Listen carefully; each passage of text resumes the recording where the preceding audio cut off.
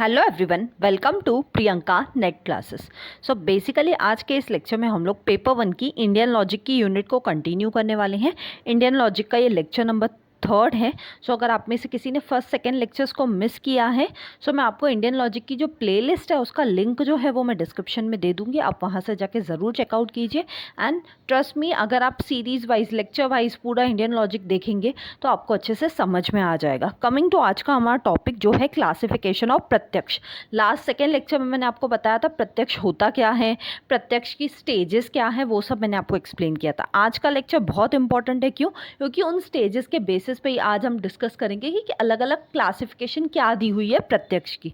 ठीक है, सो चलिए स्टार्ट करते हैं। But before going on that मैं बता दूं, मेरा नाम प्रियंका नाथानी है। मैंने अपना नेट एंड JRF क्वालिफाई किया हुआ है कॉमर्स सब्जेक्ट से अपने फर्स्ट अटेम्प्ट में 99.55 परसेंटाइल के साथ। साथ ही साथ मैंने अपना नेट इन मैनेजमेंट क्वालिफाई किया हुआ है अपने पहले ही अटेम्प्ट में।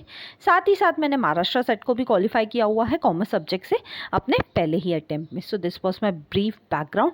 एंड कमिंग टू एक इंपॉर्टेंट चीज़ जो बहुत सारे स्टूडेंट्स आप मुझसे पूछते रहते हो टेलीग्राम पे कि मैम कौन कौन सी यूनिट्स आपने यूट्यूब पे कवर की हैं। तो पेपर 1 की ये सारी यूनिट्स यूट्यूब पे आपको मिल जाएंगी मेरे चैनल पे। और इन सभी यूनिट्स का जो लिंक है प्लेलिस्ट का वो मैंने डिस्क्रिप्शन में दे दिया है पेपर 1 की। सो आप ज़रूर जाइए डिस्क्रिप्शन में एंड पेपर 1 की ये सारी यूनिट्स की प्लेलिस्ट की लिंक चेकआउट कर सकते हैं। कमिंग टू सेकेंड पेपर जो कॉमर्स और मैनेजमेंट है, उसके लिए मैंने ये 3 यूनिट्स को कवर किया हुआ है अपने यूट्यूब चैनल पे। तो अगेन इनकी भी जो प्लेलिस्ट है इसका लिंक जो है वो मैं आपको डिस्क्रिप्शन में दे दूँगी, आप जाके चेकआउट कर सकते हैं। तो चलिए स्टार्ट करते हैं हमारा आज का लेक्चर जो है क्लासिफिकेशन ऑफ परसेप्शन, या जिसको आप बोलते हो प्रत्यक्ष। हमने लास्ट टाइम समझा था परसेप्शन किसे बोला जाता है, प्रत्यक्ष को ही इंग्लिश में क्या बोलते हैं, हम परसेप्शन बोलते हैं। परसेप्शन क्या है ये सब मैंने लास्ट लेक्चर में समझाया था। आज हम देखेंगे क्लासिफिकेशन क्या है। तो प्रत्यक्ष को 2 तरीके से क्लासीफाई किया गया है। कौन से 2 तरीकों से क्लासीफाई किया गया है? एक है आपका लौकिक प्रत्यक्ष, दूसरा है अलौकिक प्रत्यक्ष।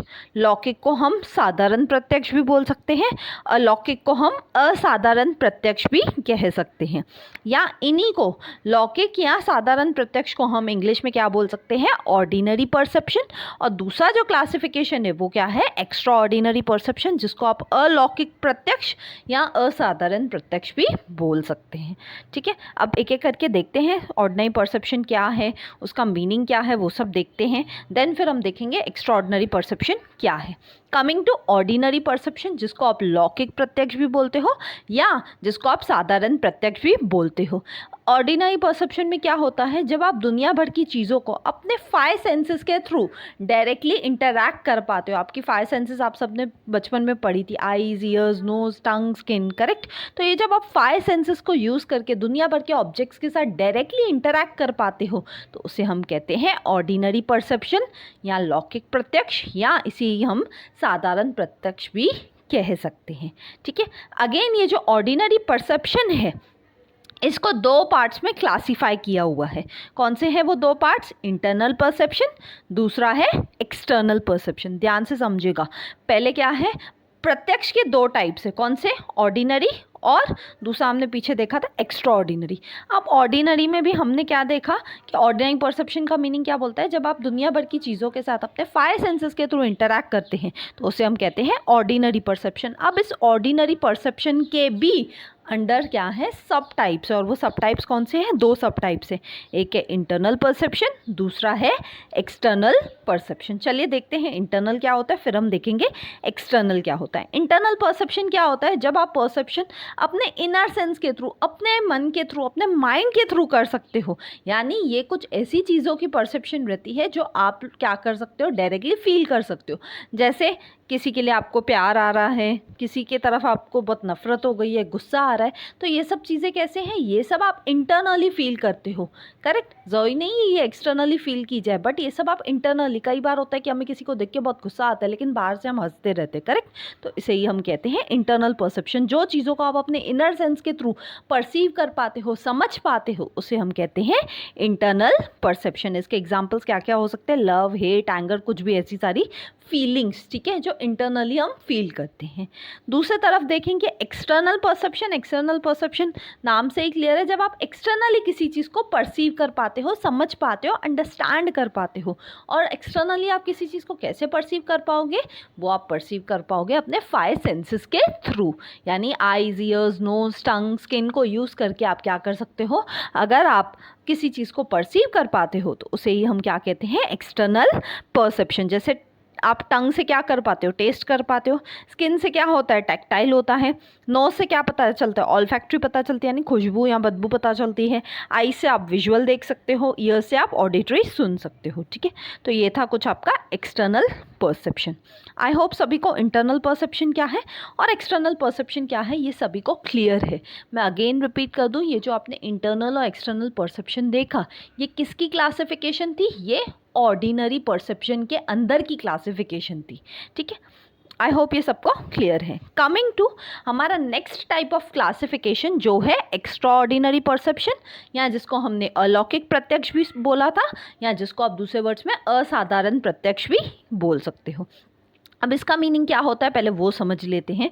अलौकिक प्रत्यक्ष या असाधारण प्रत्यक्ष या एक्स्ट्राऑर्डिनरी परसेप्शन का मीनिंग ही क्या होता है, जब आप दुनिया भर के ऑब्जेक्ट्स को परसीव कर पाते हो लेकिन इनडायरेक्टली, यानी कोई डायरेक्ट तरीका नहीं है उनको समझने का, लेकिन आप अंदरूनी तौर पे इंटरनली इनडायरेक्ट वे में अगर आप किसी चीज़ को समझ पाते हो, परसीव कर पाते हो, तो उसे हम कहते हैं एक्स्ट्राऑर्डिनरी परसेप्शन, या जिसको आप अलौकिक प्रत्यक्ष भी बोल सकते हो, असाधारण प्रत्यक्ष भी बोल सकते हो। अब इसमें भी अंडर कुछ सब टाइप्स है, जैसे हमने क्या देखा था, ऑर्डिनरी परसेप्शन के भी 2 क्लासिफिकेशन थी, करेक्ट, इंटरनल और एक्सटर्नल। वैसे ही एक्स्ट्रा ऑर्डिनरी परसेप्शन के भी 3 टाइप्स हैं या 3 क्लासिफिकेशन है। वो कौन कौन सी है, सबसे पहली क्लासिफिकेशन दी हुई है सामान्य लक्षण, दूसरी है जनाना लक्ष्मण, तीसरी है योगा। ठीक है, प्लीज़ मेरी थोड़ी प्रोनाउंसिएशन पे मत जाइएगा, बिकॉज ये संस्कृत और हिंदी के वर्ड्स हैं, तो काफ़ी हद तक संस्कृत हमें तो नहीं आती, एटलीस्ट मुझे तो नहीं आती, तो उस वजह से थोड़ी प्रोनाउंसिएशन गड़बड़ हो सकती है, बट मीनिंग राइट रहेगा, मीनिंग मैं सही से समझा दूंगी। ठीक है, कमिंग टू पहला जो एक्स्ट्राऑर्डिनरी परसेप्शन का क्लासिफिकेशन है वो क्या है, सामान्य लक्षण। सामान्य लक्षण क्या होता है, जब आप किसी चीज़ को जनरलाइज कर पाते हो, किसी चीज़ को जनरलाइज यानी किसी चीज़ को अगर मैं जैसे बोलूँ कि छोटे बच्चे को तो क्या है, हमेशा भूख ही लगती रहती है, तो ये क्या है, ये जनरलाइज बात है। आप किसी भी छोटे बच्चे को ले लोगे, उसको बार बार कुछ थोड़ी थोड़ी देर में उसको भूख लगने ही लगती है, करेक्ट। तो ये क्या हो गया, अगर आप जनरली कोई चीज़ को जनरलाइज कर पाते हो तो उसे हम बोलते हैं सामान्य लक्षण। दूसरा है जनाना लक्ष्मण। जनाना लक्ष्मण क्या बोलता है, जब आप स्पेसिफिकली किसी चीज़ को क्या कर पाते हो, स्पेसिफिक कर पाते हो। स्पेसिफिक यानी कि आप डिफ्रेंशिएट कर पाते हो। जब आप बोलते हो ये चीज़ सिर्फ इसके केस में ही ऐसे होती है, बाकी केसेस में ऐसे होगी या नहीं मुझे पता नहीं है, तो उसे हम कहते हैं जनाना लक्ष्मण। जैसे कि से फॉर एग्जाम्पल मैं बोलूँ कि ये लड़की तो हमेशा गुस्सा ही करती रहती है, तो ज़रूरी नहीं है ये लड़की गुस्सा करती है तो दुनिया की सब लड़कियां करती होंगी, करेक्ट। तो ये क्या हुआ, जनाना लक्ष्मण। जब मैं क्या कर रही हूँ, एक किसी इंडिविजुअल को डिफ्रेंशिएट कर रही हूँ, उस पर्सन के बारे में, उस चीज़ के बारे में, किसी भी चीज़ या किसी भी पर्सन के बारे में जब मैं स्पेसिफिकली बता रही हूँ, सिर्फ उसी पर्सन या उसी चीज़ की अगर मैं बात कर रही हूँ, तो वो हो जाता है आपका second type of extraordinary perception. Third है जो एक्स्ट्राऑर्डिनरी परसेप्शन का जो क्लासिफिकेशन है थर्ड, वो है योगा। योगा से क्या होता है आप सबको पता होगा, आप में से बहुत सारे लोग योगा करते भी होंगे डे टू डे बेसिस पे। तो योगा से क्या होता है, योगा से आप बेसिकली क्या हो जाते हो, एक हो जाते हो अपनी आत्मा से, जुड़ जाते हो अपनी आत्मा से, यानी आप और आपकी आत्मा क्या हो जाती है, एक हो जाती है। कैसे एक हो जाती है, वो पीस, वो स्पिरिचुअलिटी, वो डिवाइननेस, वो सब आ जाती है योगा से, करेक्ट। यानी जो चीज़ें नॉर्मल लोग नहीं देख सकते, आप कंटिन्यूसली योगा प्रैक्टिस करते रहोगे तो आप में एक दूरदर्शिता पैदा हो जाती है, एक फोर साइटेडनेस पैदा हो जाती है, यानी आप दूरदृष्टि कर सकते हो, आप फ्यूचर देख सकते हो, या आप एटलीस्ट फ्यूचर प्रेडिक्ट कर पाते हो सही से। तो ये चीज़ें किसके वजह से होती है, अगर कोई योगा करता है तो डेली बेसिस पे। तो अगेन ये जो तीनों टाइप्स थे, ये तीनों किसके टाइप्स हैं या किसकी क्लासिफिकेशन है, एक्स्ट्राऑर्डिनरी परसेप्शन के। क्यों, ये तीनों ही क्लासिफिकेशन हमें बताती है कि नॉर्मल तरीकों से नहीं, लेकिन अब नॉर्मल तरीकों से, कुछ हटके तरीकों से हम कैसे किसी चीज़ को परसीव कर पाते हैं कभी कभी। तो वो ये तीनों क्लासिफिकेशन थे, ठीक है। आई होप सबको एक्स्ट्राऑर्डिनरी परसेप्शन क्या है वो क्लियर है, उसका मीनिंग क्लियर है, उसके अंदर की क्लासिफिकेशन अच्छे से क्लियर है। सो थैंक यू, मिलते हैं नेक्स्ट वीडियो में। अगर आपको वीडियो अच्छा लगा तो प्लीज़ लाइक कीजिए, कमेंट करके मुझे ज़रूर बताइए, ज़्यादा से ज़्यादा लोगों तक शेयर कीजिए, बिकॉज ज्ञान बांटने से ही बढ़ता है। एंड सब्सक्राइब कीजिए अगर आप न्यू हैं तो। मिलते हैं नेक्स्ट वीडियो में। Till then bye bye, take care.